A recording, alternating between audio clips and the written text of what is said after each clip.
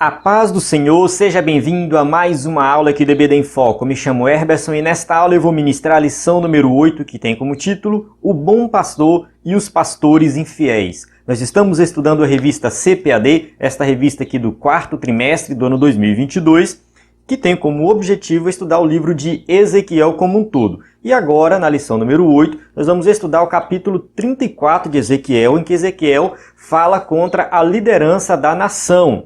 Vale ressaltar que nós não sabemos exatamente a data dessa profecia. Acredita-se que foi uma profecia que aconteceu após a destruição de Jerusalém, e Ezequiel está explicando para o povo o motivo da nação ter chegado naquele estado. Então ele vai falar aqui da liderança, não da época que ele estava profetizando, não somente, mas também da liderança do passado, de vários reis que, no caso, a nação teve, tanto o Reino do Norte quanto o Reino do Sul. Eu acredito que aqui ele está falando realmente do reino por completo, da nação por completo, como um todo, como essa liderança falhou e por esse motivo eles chegaram naquele estado, um estado deplorável, destruição total, pessoal exilado, o Reino do Norte foi levado para o cativeiro e nunca mais voltou, Reino do Sul, uma parte foi levada para o cativeiro, outra parte ficou, depois a cidade foi destruída, foi todo mundo, enfim. Situação difícil. Você que está acompanhando as aulas sabe que realmente a nação estava numa situação difícil e Ezequiel está explicando para o povo por que, o motivo daquilo ter acontecido. Nós podemos também expandir aqui essa profecia não somente para os reis, mas também para os sacerdotes, ou seja, toda a liderança, todo mundo responsável por ensinar o povo a lei de Deus. Até mesmo os profetas que se tornaram falsos profetas, estavam enganando o povo. Então a liderança por completo da nação falhou. E aqui ele usa a figura do pastor. Eu vou explicar daqui a pouco por que ele usa essa figura.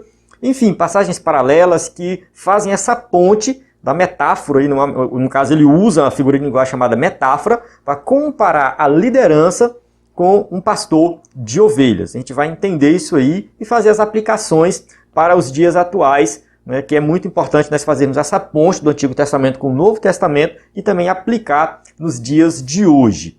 Esta aula é a aula de destaque do EBD em Foco. Na aula de destaque eu não passo por cada tópico e subtópico detalhado. Eu já fiz isso no vídeo que eu gravei com slide, que foi postado na segunda-feira, está no site ebdemfoco.com e também no nosso canal do YouTube. Se você quiser uma aula detalhada, passando por cada tópico e subtópico, assista esse outro vídeo, que é uma aula com slide em PowerPoint, que inclusive você pode usar na sua igreja esse slide. Basta acessar ebdemfoco.com, lá você vai saber mais sobre os slides.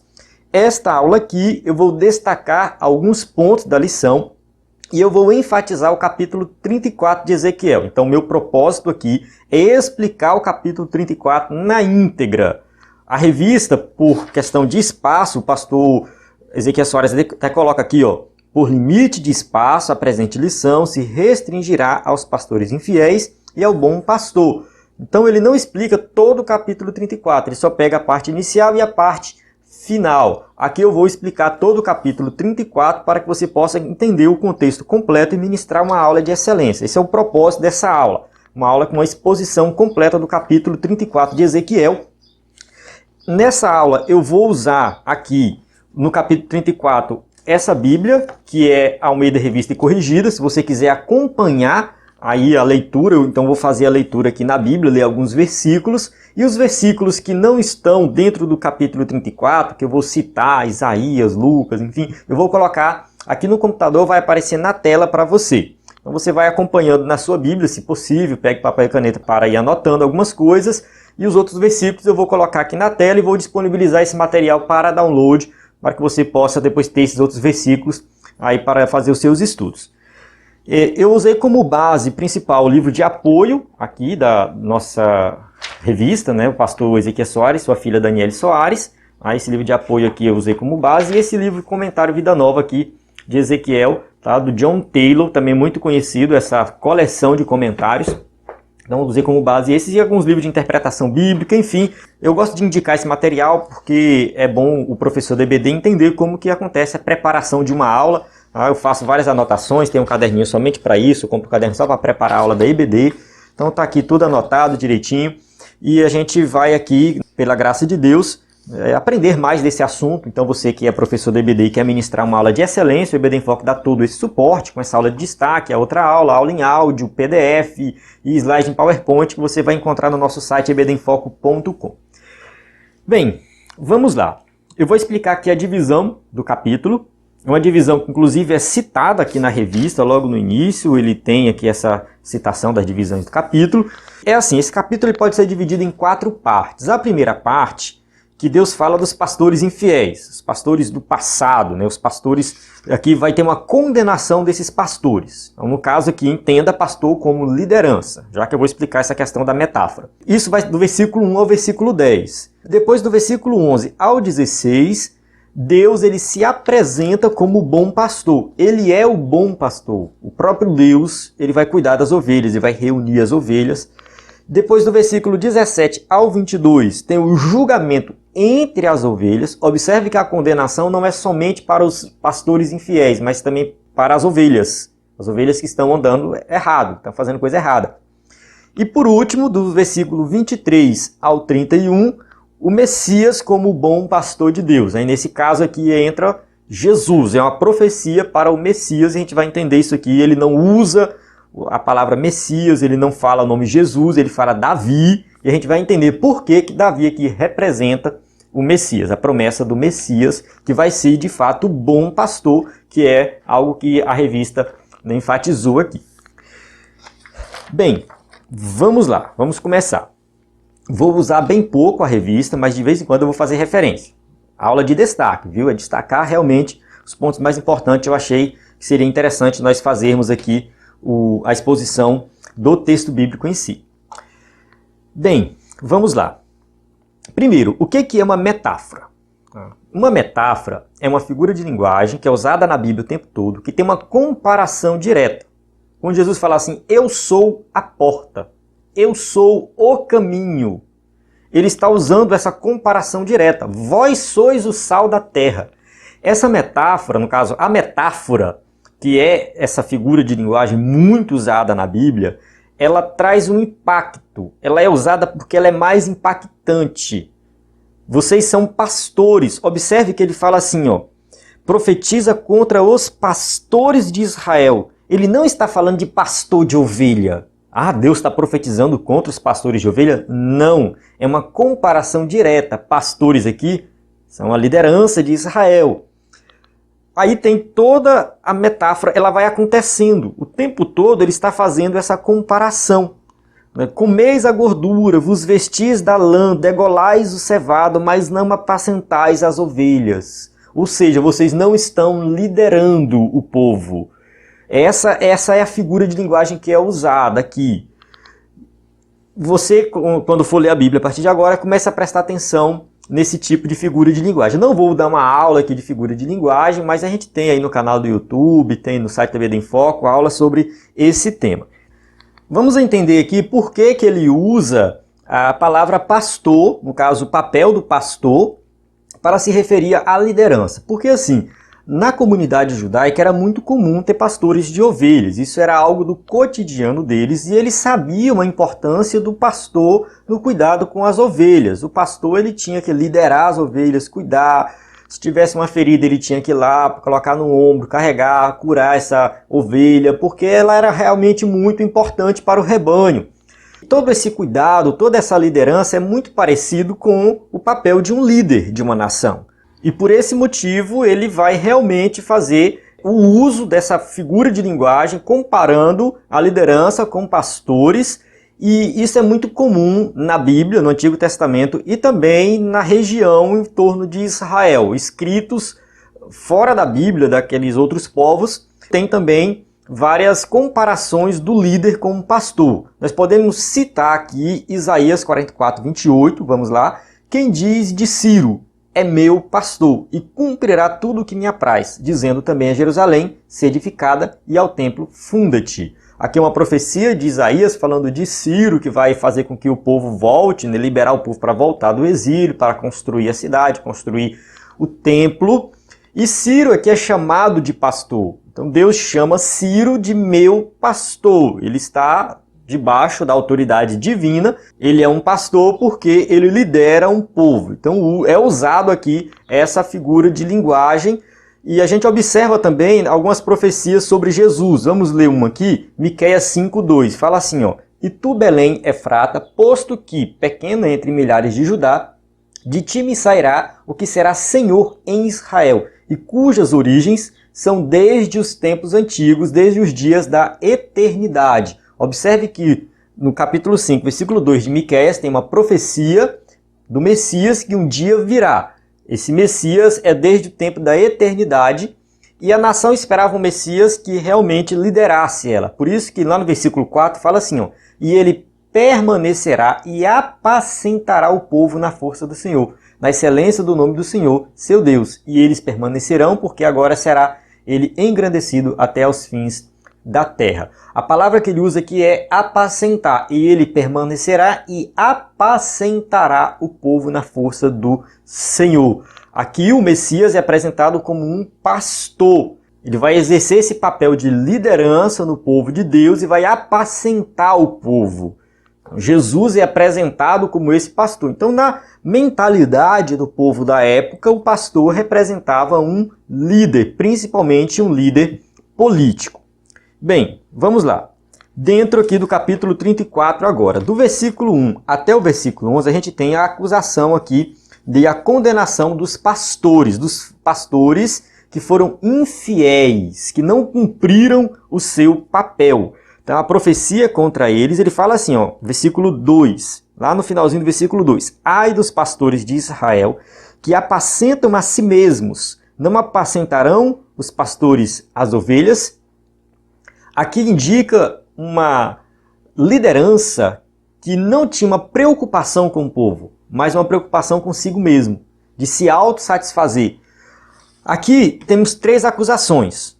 Exploração, no caso do povo, então eles exploravam o povo, não cuidavam dos fracos e indefesos e deixavam a ovelha desgarrada. Isso você vai observar aqui dentro desse contexto. O versículo 4. A fraca não fortalecestes, e a doente não curastes, a quebrada não ligastes, e a desgarrada não tornaste a trazer, e a perdida não buscastes, mas dominais sobre elas com rigor e dureza.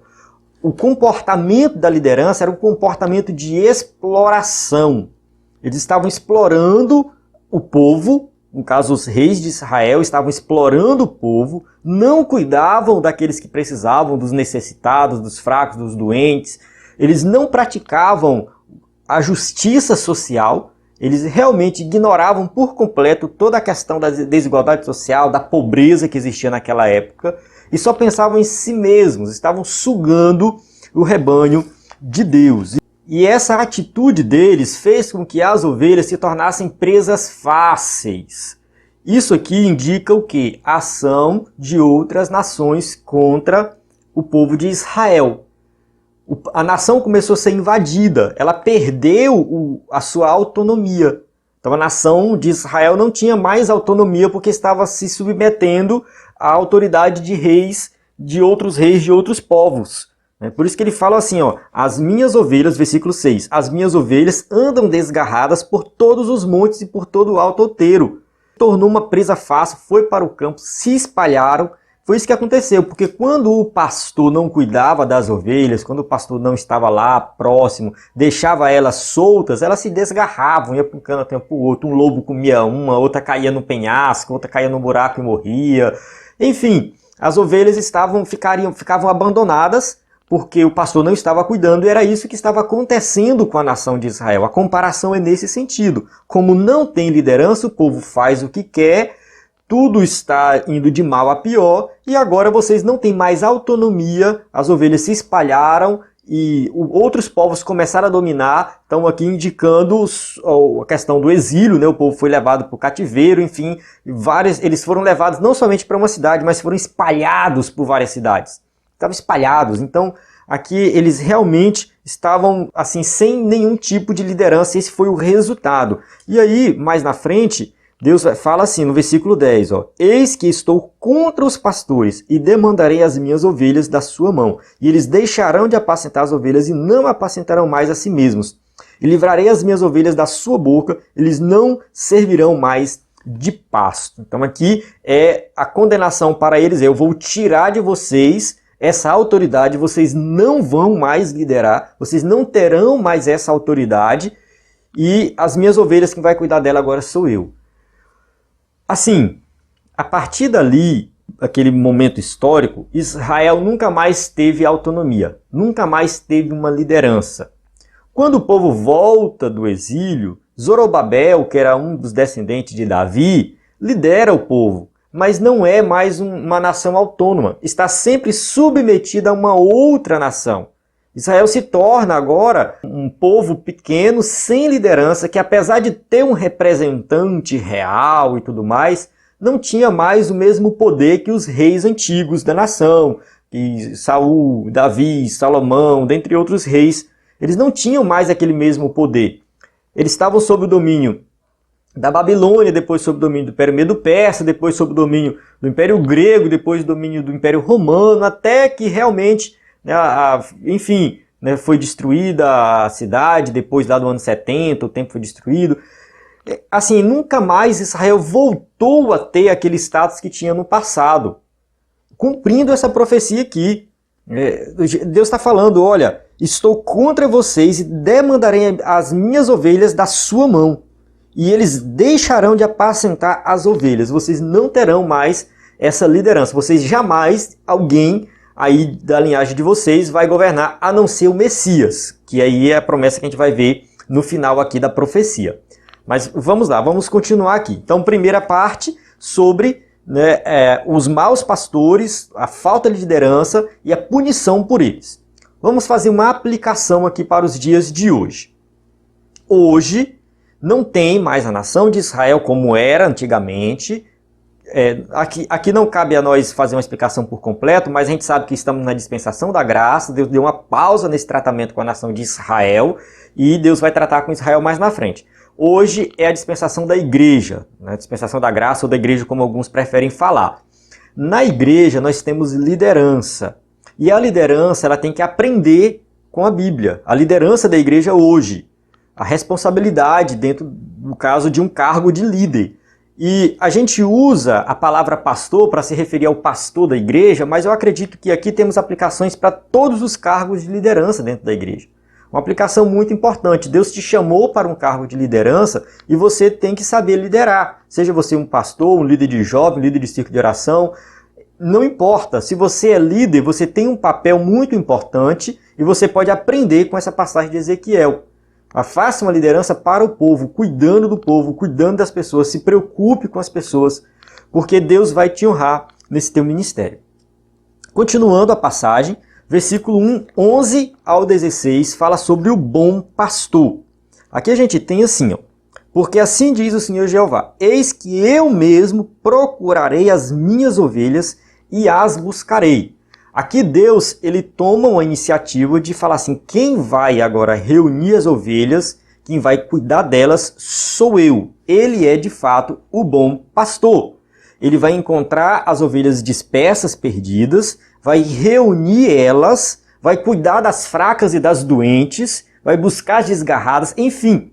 Jesus, quando conta a parábola da ovelha perdida, lá em Lucas capítulo 15, com certeza ele tem em mente isso aqui, que Deus ele está mostrando um cuidado pelo seu povo. Vamos ler Lucas? Diz assim, que homem dentre vós, tendo 100 ovelhas e perdendo uma delas, não deixa no deserto as 99 e vai após a perdida até que venha a achá-la. Lucas está contando uma parábola bem simples aqui, fazendo uma pergunta retórica, uma parábola que entra com uma pergunta. E quem era pastor de ovelha na época ali de Jesus, com certeza entendeu o que Jesus estava falando. Porque assim, se você cuida das ovelhas e você é um bom pastor, você com certeza vai buscar essa ovelha perdida. Você vai dar um jeito de procurar essa ovelha perdida.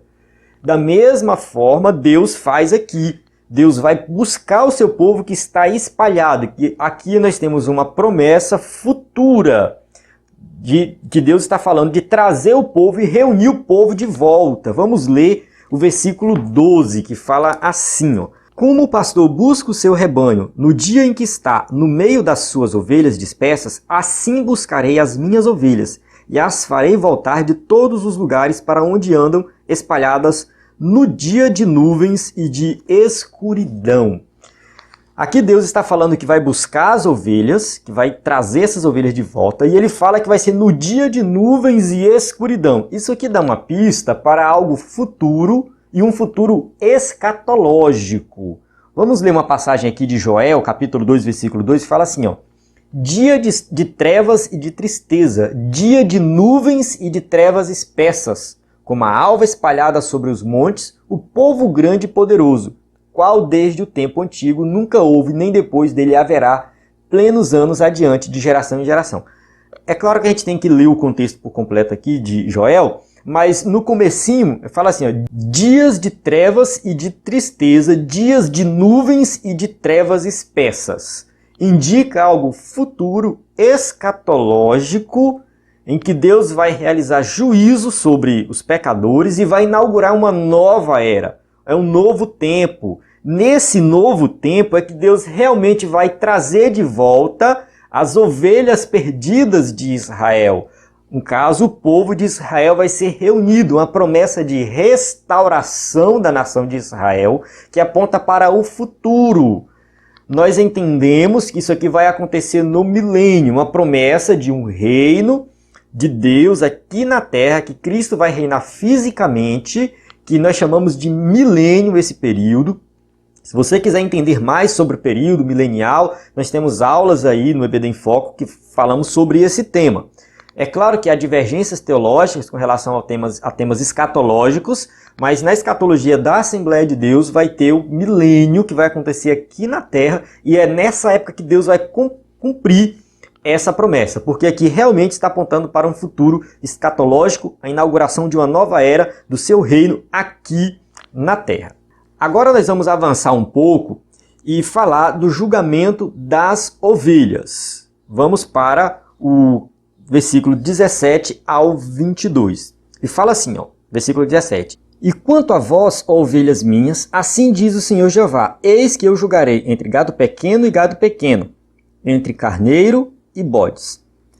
Aqui a gente tem uma tradução que chama gado pequeno. Realmente, essa palavra usada ali, ela se refere a vários tipos de animais pequenos, não somente ovelhas.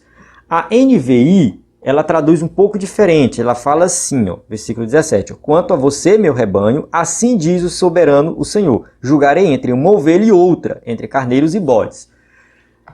O rebanho na época não era composto somente de ovelhas. Tinha a ovelha, que era a fêmea, o carneiro, que era o macho, o cordeiro, que era o filhote, e tinha também bodes.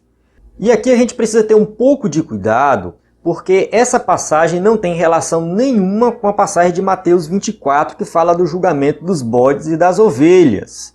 Não tem nada a ver com isso. Aqui não é entre bode e ovelha. O problema aqui é outro. Vamos ver o que diz aqui o texto. Ó. Acaso não vos basta pastar o bom pasto, senão que pisais o resto de vossos pastos a vossos pés? Então aqui a gente observa que tinha um grupo de ovelhas que pastavam no pasto bom e depois que ela enchia a barriga, ela pisava no outro pasto para matar o pasto para que as outras não comessem. É isso que elas estão fazendo. Continuando. E beber as profundas águas, senão que lameais o resto com os vossos pés? Elas bebiam a água e depois elas pisavam para virar lama, para as outras não beberem. E quanto às minhas ovelhas, elas pastam o que foi pisado com os vossos pés e bebem o que tem sido turvado com os vossos pés. Aqui Deus faz uma distinção.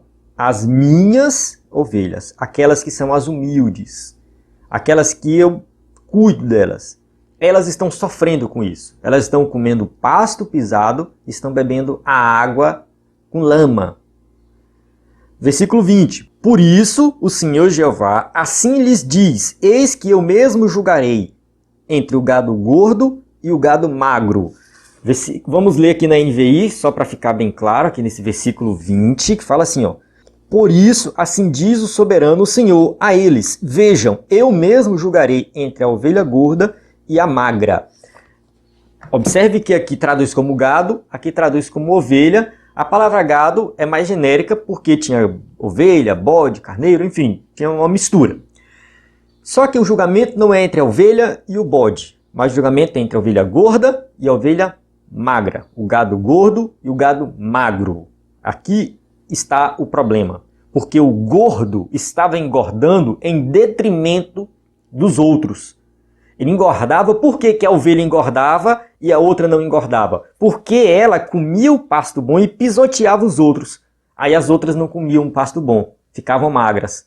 Porque elas bebiam água, depois pisavam na água para virar lama. E as outras não bebiam água boa e ficavam magras. E elas empurravam umas às outras. Versículo 21 fala assim, ó.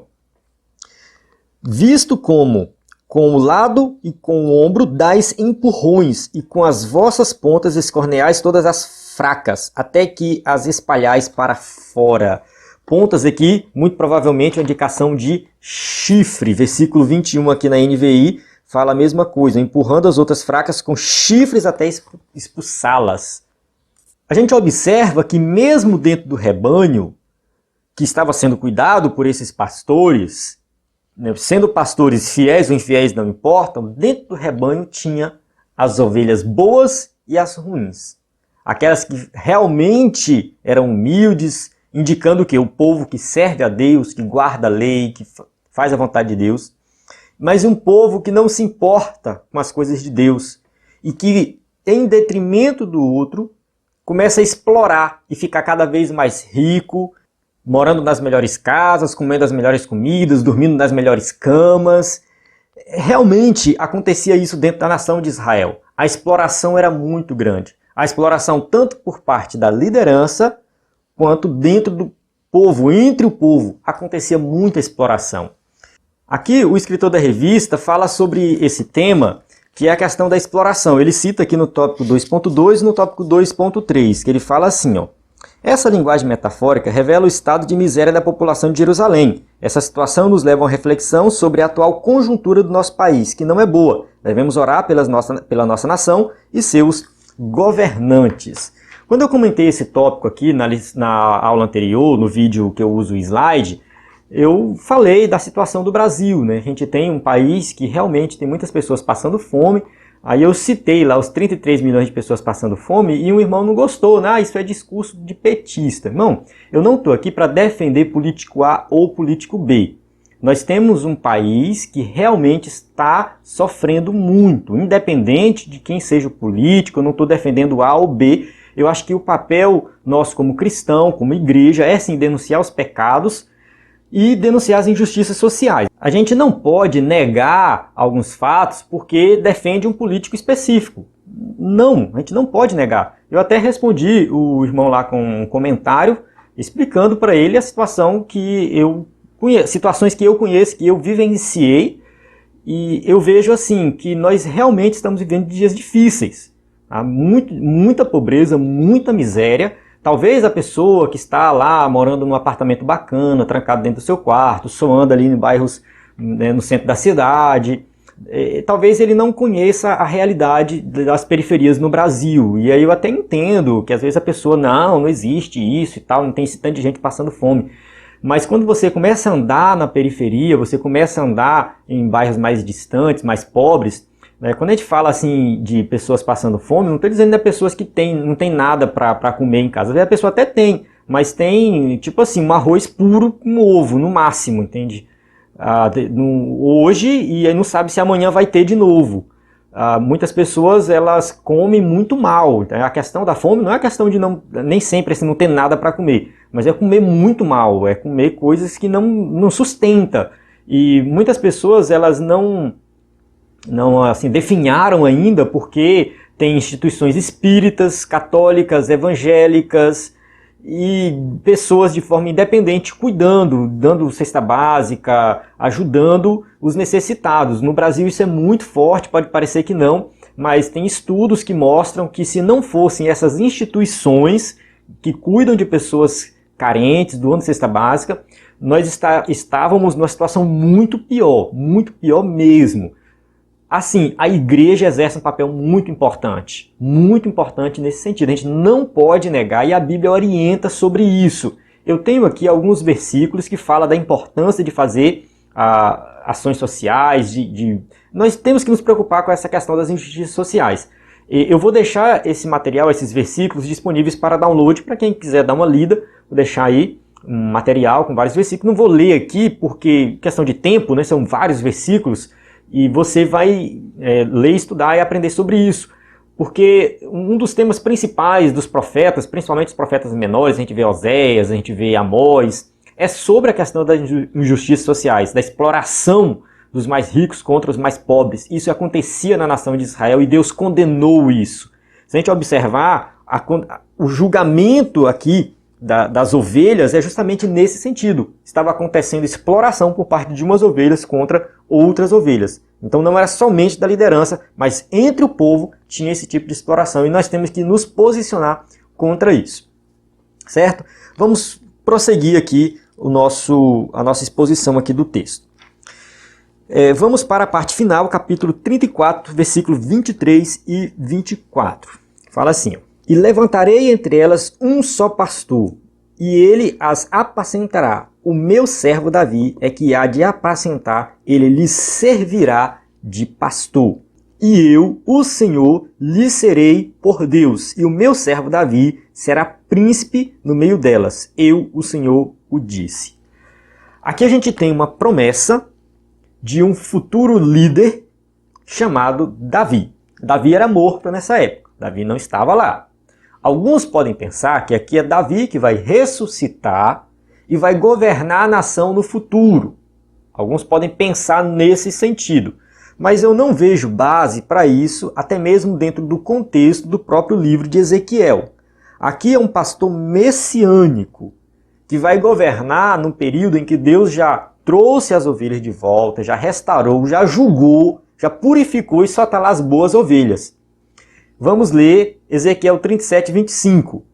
E habitarão na terra que dei a meu povo Jacó, na qual habitaram vossos pais, e habitarão nela eles e seus filhos, e os filhos de seus filhos para sempre. E Davi, meu servo, será seu príncipe eternamente.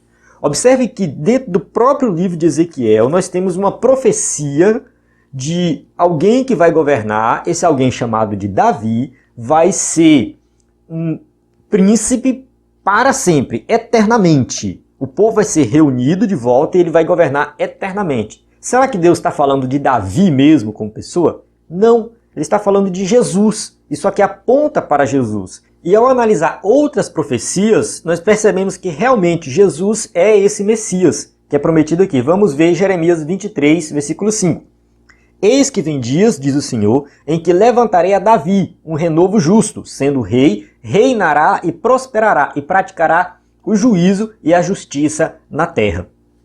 Jeremias, uma linguagem parecida com a de Ezequiel, profetizado na mesma época, está falando de Davi. Vai levantar Davi um renovo justo.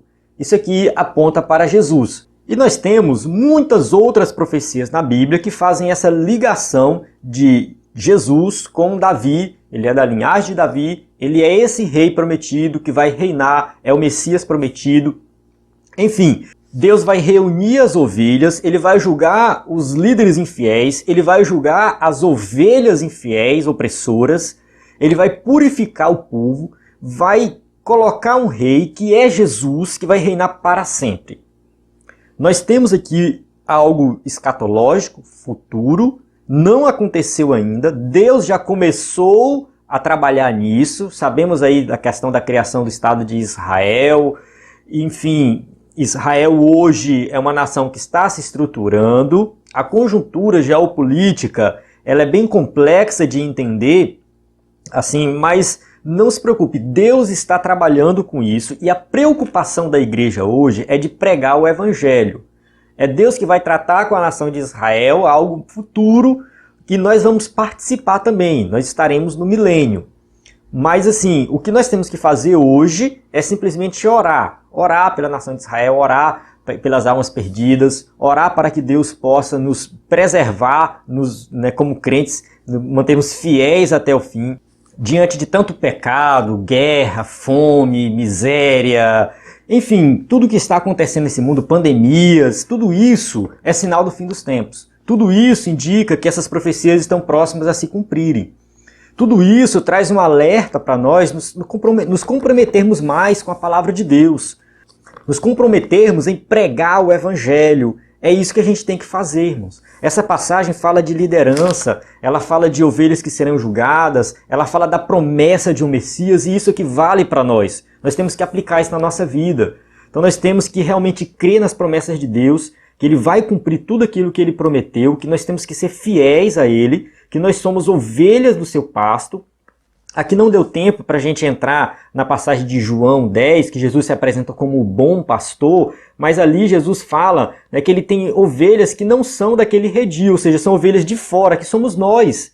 Então Jesus, ele já está atraindo para si as outras ovelhas, que são gentios, e nós estamos participando dessas bênçãos. São promessas para Israel, sim, mas Jesus, quando ele se manifestou como Messias, ele mostrou que essa promessa se expande para todas as nações da terra. Deus trata especificamente com Israel, mas nós desfrutamos dessas promessas. A salvação é para nós também. Nós estaremos no milênio, nós vamos desfrutar do reino messiânico aqui nessa terra. É claro que os detalhes do milênio, a gente precisa ter uma aula de escatologia, mas eu recomendo você assistir aí as aulas que a gente já tem aqui no EBD em Foco, vou deixar na descrição do vídeo, mas assim, é algo que vai acontecer, que está prometido na Bíblia, que a gente tem que crer. Amém?